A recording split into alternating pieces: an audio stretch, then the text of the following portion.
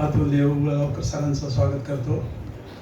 Sir सतत भ्रमंतीवर असतात, देश परदेश फिरत असतात आणि अलीकडच्या काळामध्ये तर सर बाहेर कुठेही गेल्यानंतर त्या ठिकाणचं पाहिल्यावर आपल्या विद्यार्थ्यांसाठी त्यातलं काय आवश्यक आहे, विद्यार्थ्यांसाठी काय घेऊन जायचं याचा सतत ध्यास असतो. त्यामुळे कुठे बाहेर गेल्यानंतर तुमच्यासाठी काहीतरी घेऊन येतात.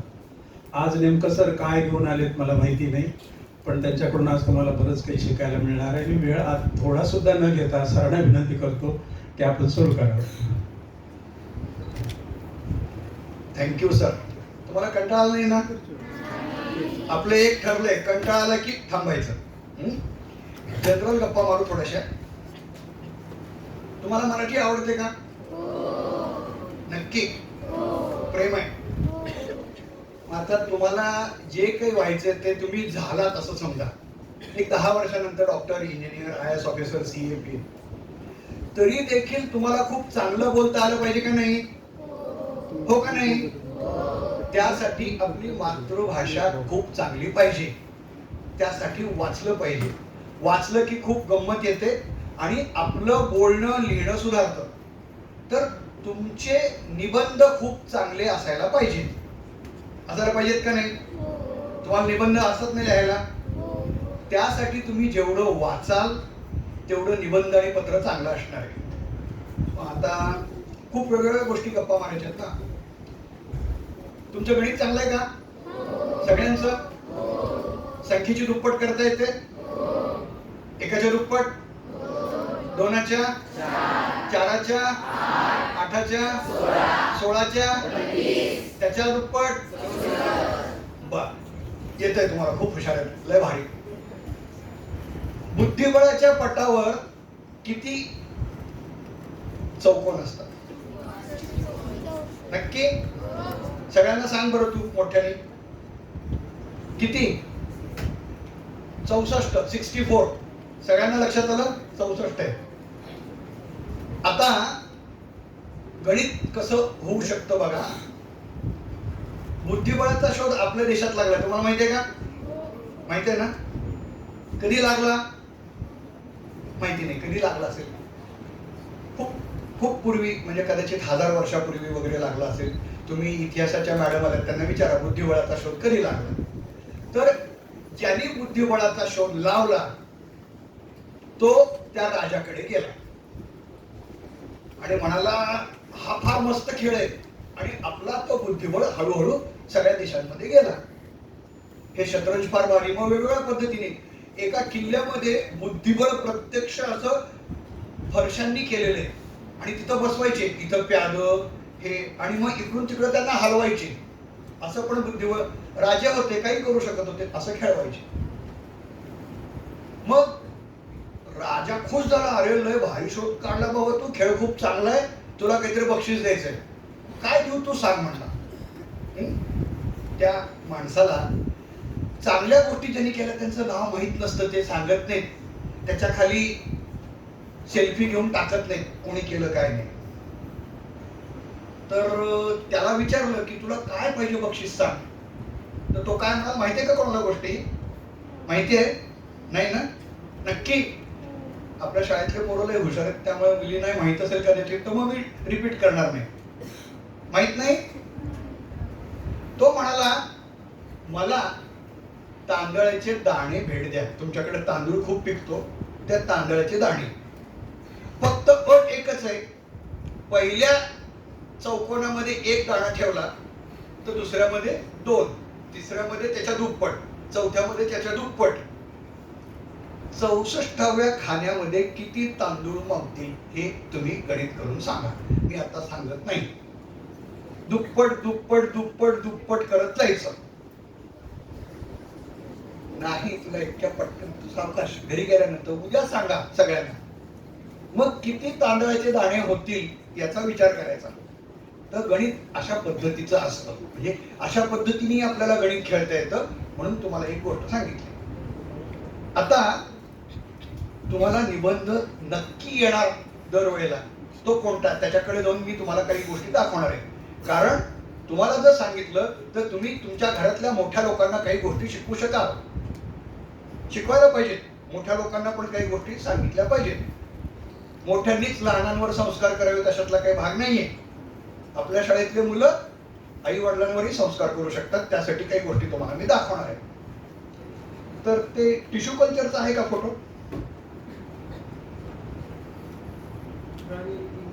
नाही नाही, टिश्यू कल्चर नावाचं एक फक्त पीडी जेपीजी होतं. नसेल तर मग एवढंच आहे का त्याच्यात? जाऊ दे, हे दाखव नंतर. ठीक, हा एवढंच आहे.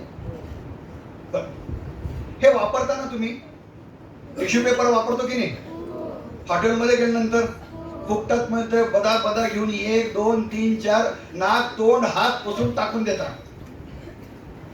त्यावेळेला आपण हे लक्षात घ्यावं की टिश्यू पेपर तयार करायला किती लाकूड लागतं.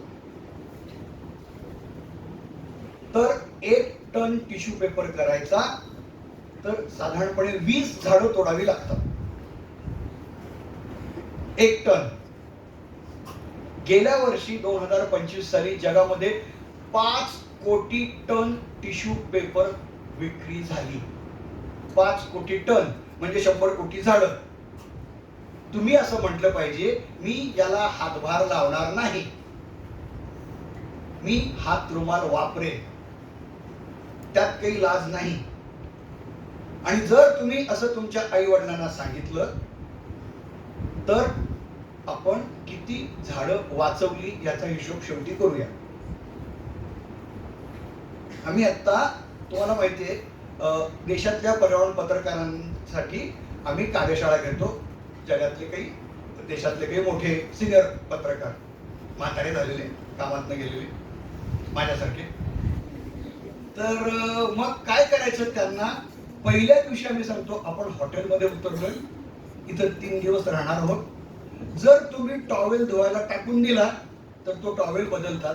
3 दिवस आपण तो स्वच्छ टॉवेल वापरू शकतो. तो जर तुम्ही वापरला तर किती लिटर पाणी वाचेल?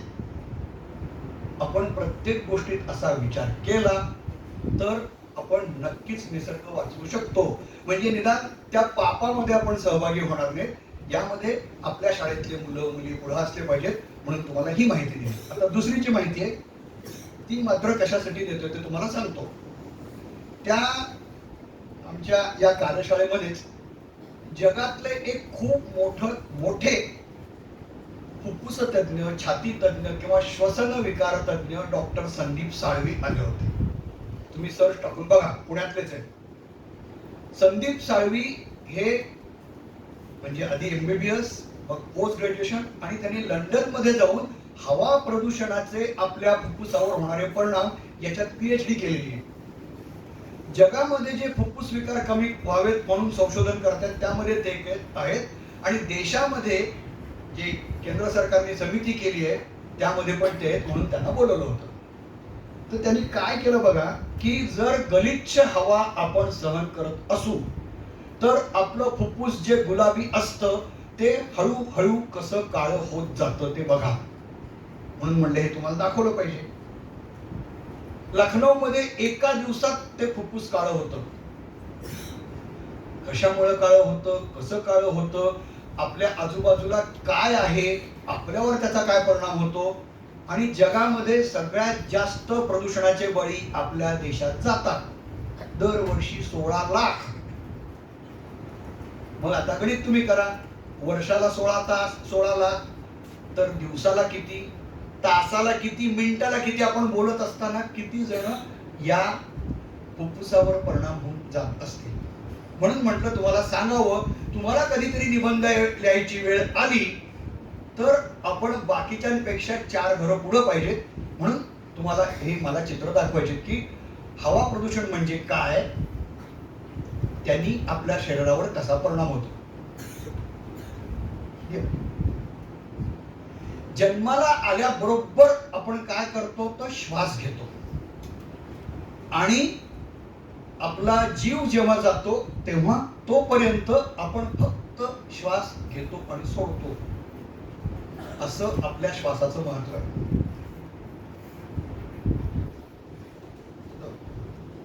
आता इथं बघा, त्यांनी सांगितलंय आपल्याला एका दिवसामध्ये 1000 ते 1500 लिटर ऑक्सिजन लागतो आणि दररोज 10,000 लिटर हवा, त्यातनं ऑक्सिजन. 1000 ते 1500 लिटर ऑक्सिजन आपल्याला लागतो आणि आपण पैसा देत नाही ऑक्सिजन द्यायला. देतो का पैसा? हे पैसे घ्या, जसं विजेला पैसे देतो, इलेक्ट्रिसिटी मीटरला, गॅसला देतो. ऑक्सिजन फुकट आहे. तो विकत घ्यायचा ठरवला तर 300 रुपयाला एक सिलेंडर आहे. हिशोब करा, आपल्याला दिवसाला बिल पाठवलं निसर्गानं प्रत्येकाला, ऑक्सिजन पोटी बिल घ्या द्या, तर ते किती याचा विचार करा. एवढा ऑक्सिजन आपण हवेतनं श्वासातनं मरेपर्यंत घेत असतो.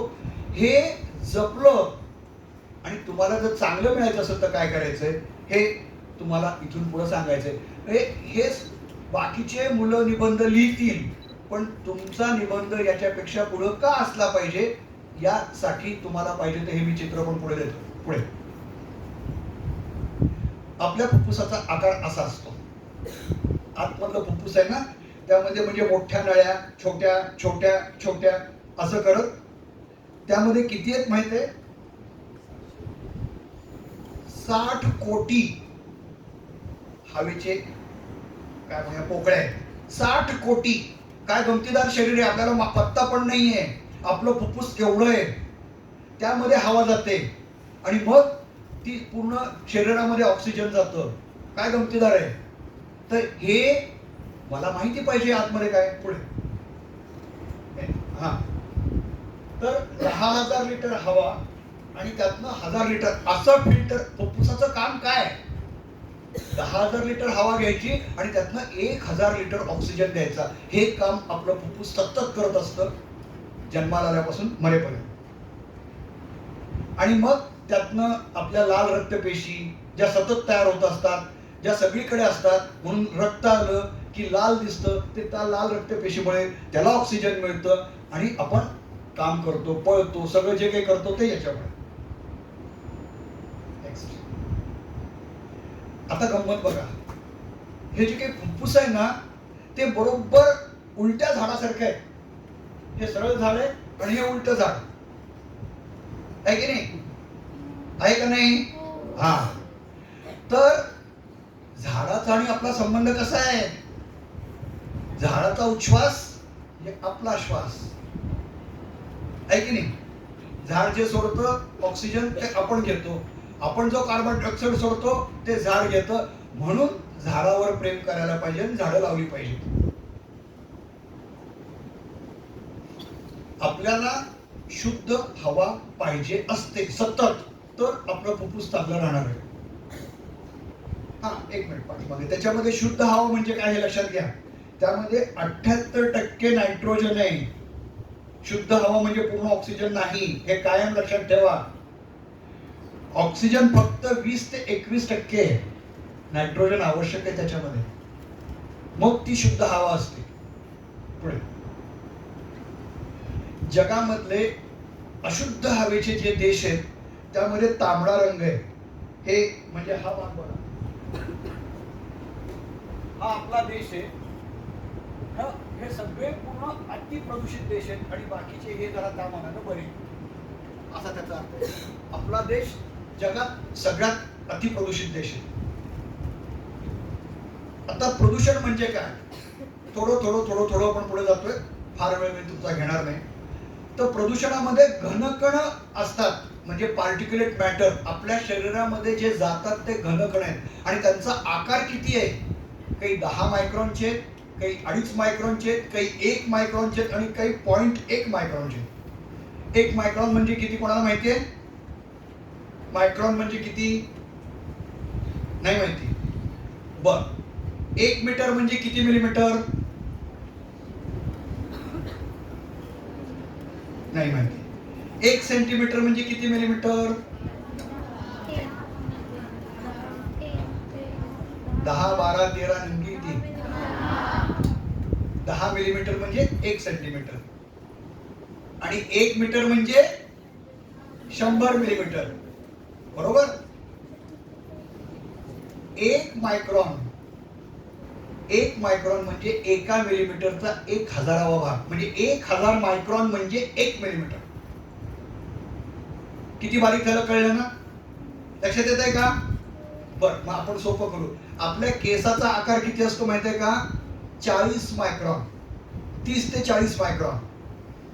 तर त्याच्यापेक्षा हे जे सूक्ष्म कण आहे ते आपल्या शरीरात कुठे जातात? 10 मायक्रॉनचा घशापर्यंत जातो, 2.5चा फुफ्फुसापर्यंत जातो, 1 मायक्रॉनचा थेट आतमध्ये जातो, आणि 0.5 मायक्रॉनचा असेल तर पूर्ण रक्तातनं आपल्या शरीराभर पसरतो.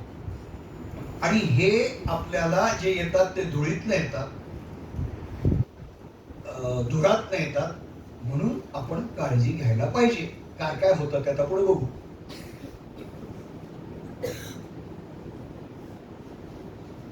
कशा कशात येतो बघा. बाहेर जे आहे वाहनं, कारखाने, रस्त्यावरची धूळ,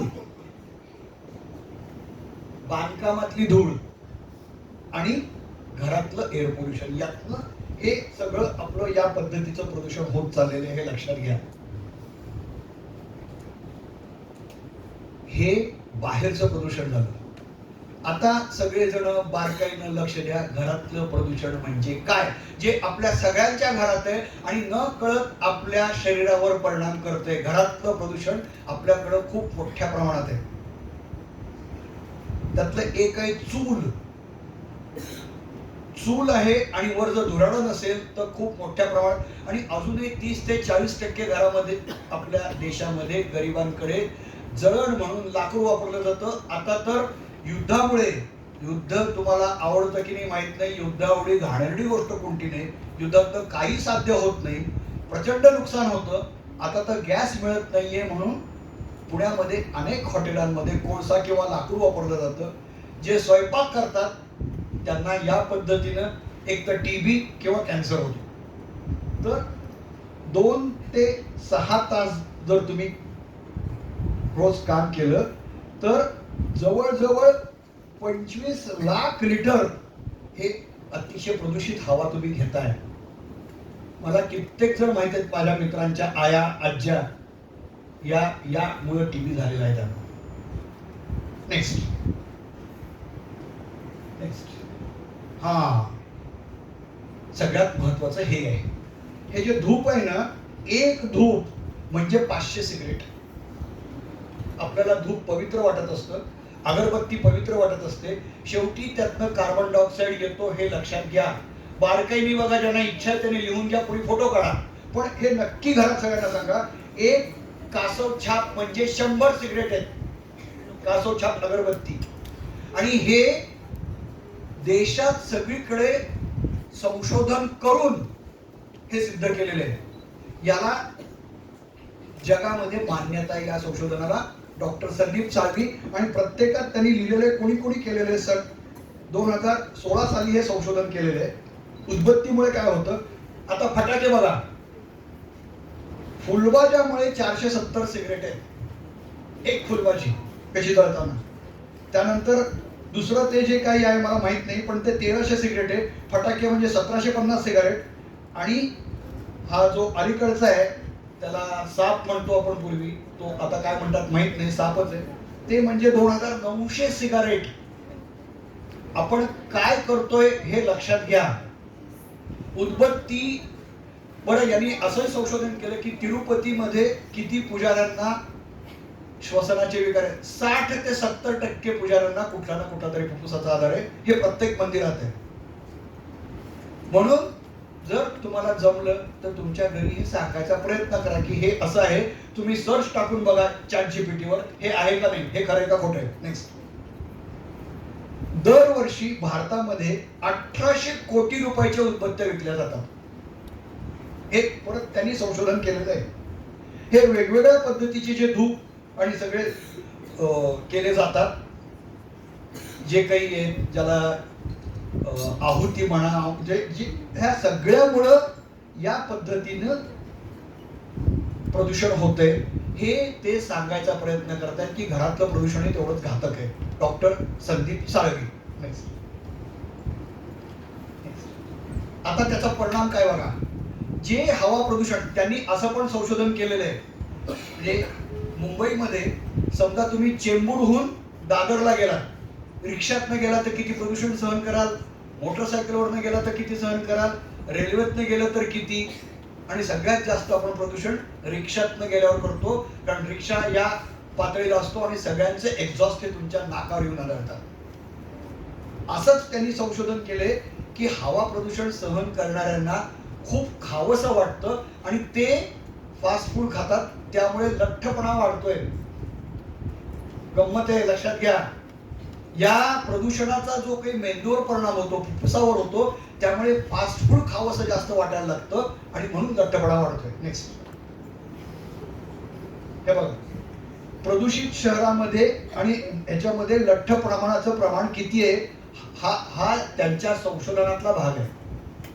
हे पुढे जाऊन हवा प्रदूषण म्हणजे फक्त एवढंच नाहीये, हवा प्रदूषणाचे काय काय परिणाम होतात ते आपल्याला सांगायचे होते. नेक्स्ट हे बघा, तेच त्यांनी दाखवलेलं आहे. Next, air pollution causes obesity, म्हणजे जर स्वच्छ हवेमध्ये युरोपमध्ये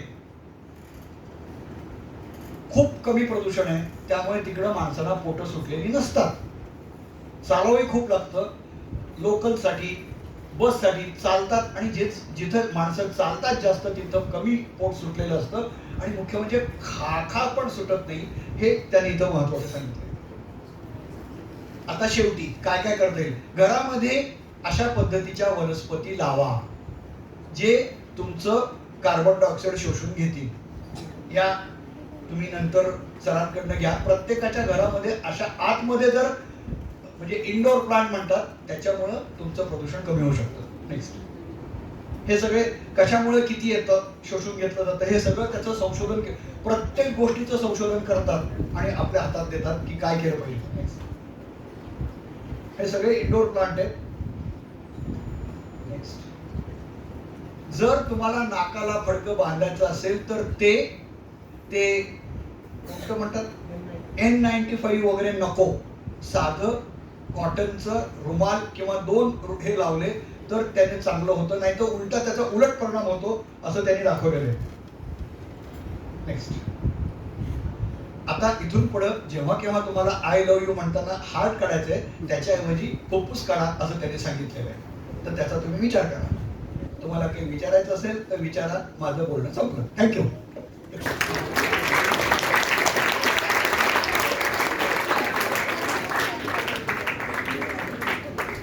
हवा प्रदूषित कशामुळे होते, म्हणजे प्रदूषण कशामुळे वाढतं आणि त्याचे आपल्यावर काय परिणाम होतात, हे अतिशय कमी वेळामध्ये सरांनी तुम्हाला खरं तर सगळं समजावून सांगितलेलं आहे.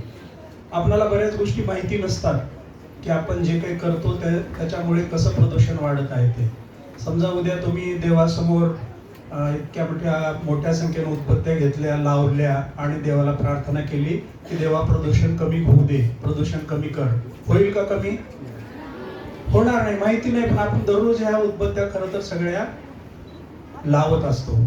ही सगळी माहिती आहे, संशोधनाच्या आधारावर सगळी सांगितलेली आहे. डाटाबेस रोगी मनात आला आणि काहीतरी सांगितलं असं नाही. मंदिरात राहणारे पुजारी सुद्धा त्यांना किती फुफ्फुसाचे आजार झालेले हेही सांगितलं. याच्यातून खरं तर आपण सगळ्या गोष्टी ह्या शिकायला पाहिजे. तुम्ही एक 35 मिनिट एक पिरियड इथं बसलेले आहात, बरोबर आहे? एक पिरियड झाला. कल्पना करा तुमचे सगळ्या विषयाचे जर असेच पिरियड झाले तर शिकायला आनंद वाटेल की त्रासदायक वाटेल?